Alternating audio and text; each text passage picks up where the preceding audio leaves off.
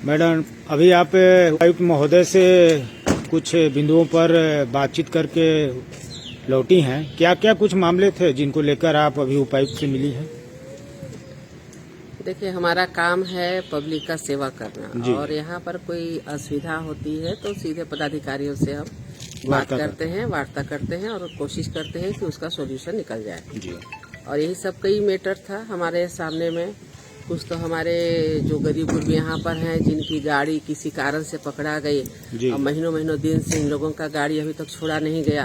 अब ये किस्त पे गाड़ी लेते हैं, अगर गाड़ी बैठ जाती है तो फिर ये किस्त कहाँ से चुका पाएंगे? जबकि पता चला मैडम कि शायद कोर्ट से इनको रिलीज करने का ऑर्डर भी, कोर्ट से रिलीज भी है और कई थाना तो इनको बाकी रिलीज भी कर दिया है। जयनगर वगैरह थाना था, वो सब जयनगर वगैरह सब सिर्फ कोडरमा में कुछ गाड़ियों को अभी भी डिटेन करके रखा गया है।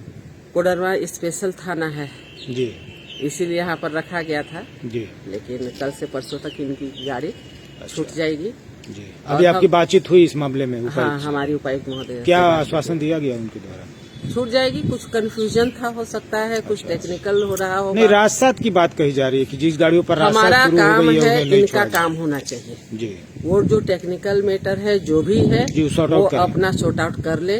कहाँ से करना है, हमारा काम है पब्लिक की सेवा करना। अब इनकी गाड़ियाँ छूट जाएंगी 2-3। अभी सबसे बड़ी बात एक समस्या है कि हमको लगता है कोडरमा झुमरी तलैया में अभी जमीन के भूमाफियाओं का संख्या बढ़ गया, ज्यादा संख्या बढ़ गया है और ये काफी भयावह स्थिति हो जाएगी अगर हम इस पे लगाम नहीं लगाए तो हमने एसपी साहब से भी फोन में बात किया है। अभी तो वो यहाँ पर नहीं थे और उपायुक्त महोदया को भी हमने स्पष्ट कहा है कि अगर भू माफिया बढ़ते हैं तो यहाँ के जो लोकल लोग हैं जिनकी जमीन है वो ABCD हम नहीं जानते हैं कि A का जमीन है या B का है, लेकिन जिनका जेन्युइन है वो सुरक्षित रहे। और अगर कोई माफिया आकर के पैसा मांगता है, कुछ डिमांड करता है तो ये कहीं से भी बर्दाश्त नहीं होगा। इसके पहले आप देखे होंगे कि बालू वाले, ट्रैक्टर वाले सभी लोग आए हुए थे कि हम लोग सभी लोग धरना में जा रहे हैं क्योंकि हम लोगों को 750 रुपया 700 रुपया का कुछ का चालान मिलता है और 1600-1800